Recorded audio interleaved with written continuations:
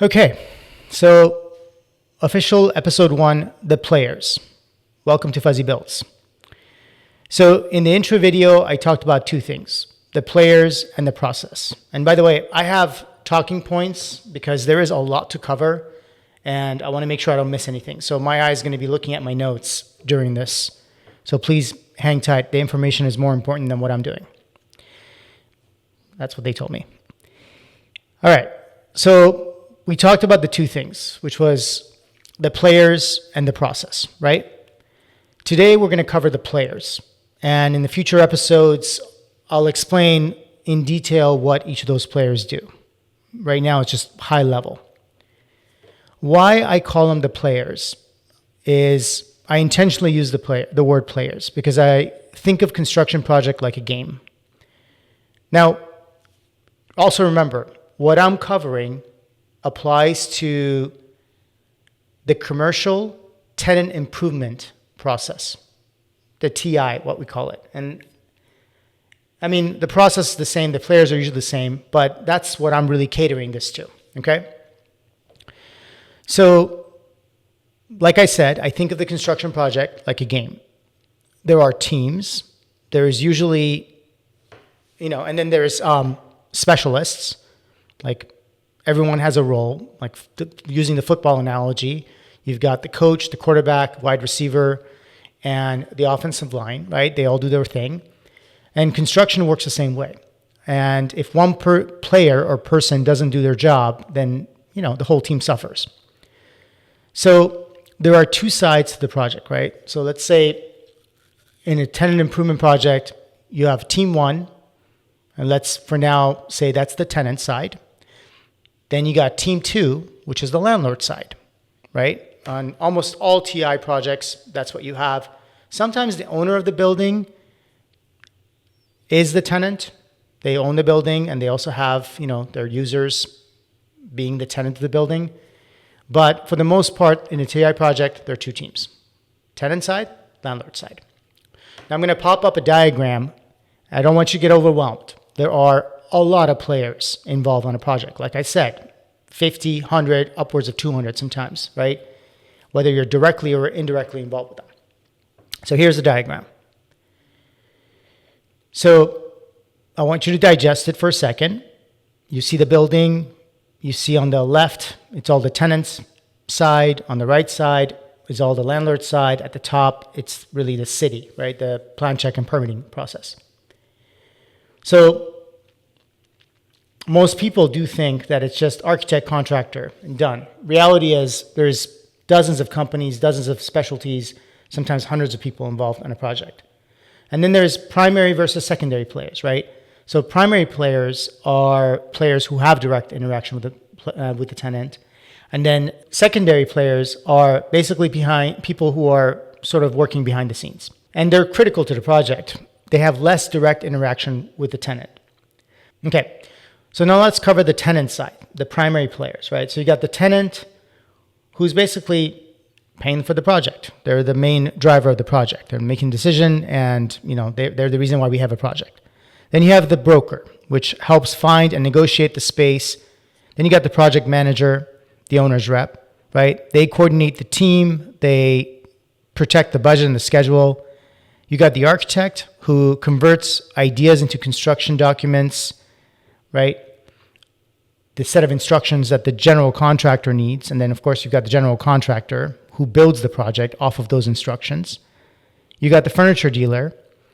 And the furniture dealer basically procures the furniture, delivers it and installs it. The move consultant or the mover, right? They are the entity that coordinates the relocation from one space to the other and move all the content. You got the attorneys, lease and contracting, right? They're involved on that end. You got the lender and the insurance company, which is more on the backside directly with the client, but they deal with the financials and the risk protection. Then you got the landlord side, which has the primary players of, the landlord or the building owner, right? They own the building, they protect the building. Then you got a property manager. That's usually the person that does all the day-to-day building operations and interacts with the tenants. You got the landlord brokers, similar to the tenant side. Those are the brokers that represent the landlord. You got the attorney, landlord's architect, building engineers. You've got the MEP, mechanical, electrical, plumbing, structural engineer, building vendors. These are a lot of times proprietary vendors that you have to use during the course of construction. And that includes the elevator subcontractors, HVAC, fire life safety, riser management, access control, security. I'm going to remove the diagram and let's talk about why landlords have their own team. So they know the building, right? They maintain the system, they hold the warranties, they're responsible for protecting the landlord's asset. The building existed before the tenant arrived, and the landlord's intention is to make sure that the tenant doesn't mess with the building systems in any way during their tenant improvement. And then let's do a quick, and that's why you have a lease, right? So when a tenant is interested in a space, they go into a lease negotiation with the landlord, right? But let me quickly touch on that so you understand what the purpose of the lease is.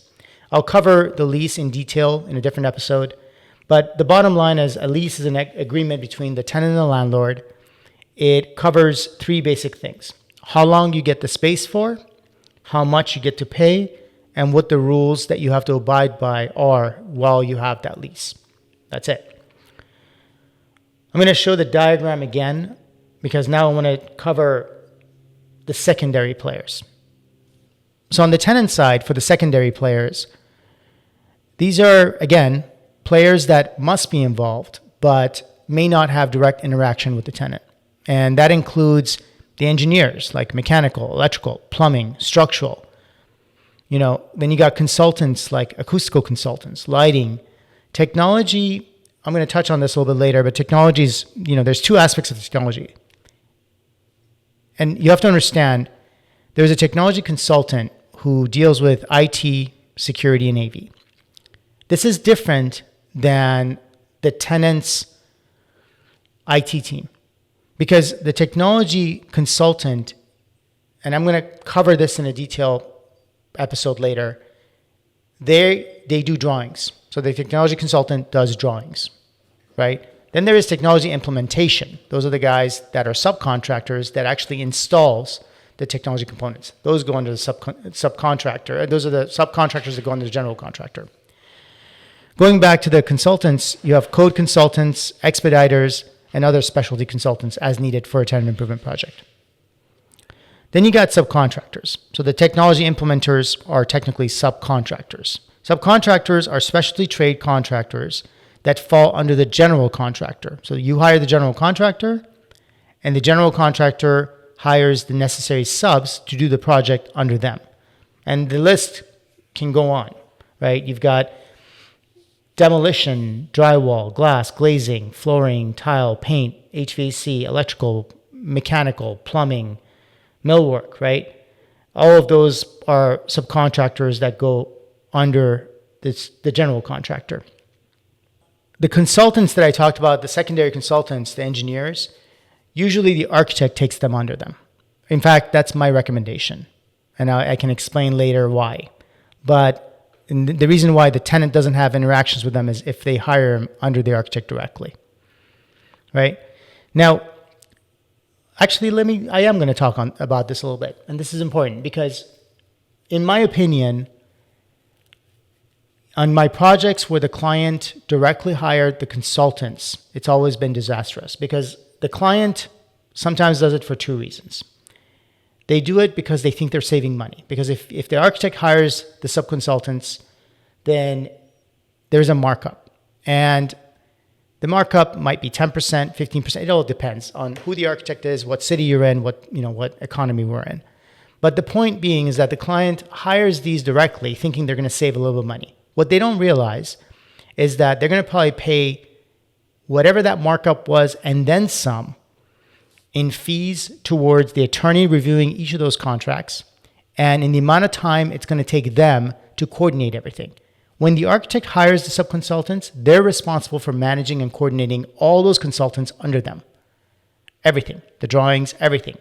Distributing drawings as they're developed, coordinating it, When the tenant hires it, now you've got a bunch of rogue consultants doing their own thing, and the tenant's responsible to make sure that, hey, the architect finished the background drawings, now I'm going to hand it to the engineers. Now they're going to do their thing, then it's going to go here and here and here and so on. It's a disaster.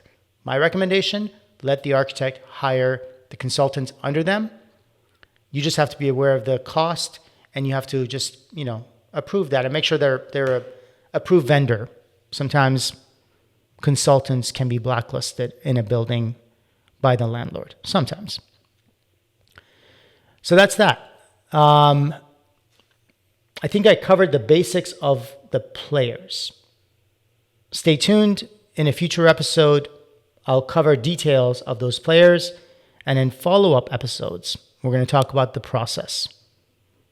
It's not straightforward. I mean, there's a lot, but I'm going to simplify it so your life can be a lot easier if you take on a project. Thank you.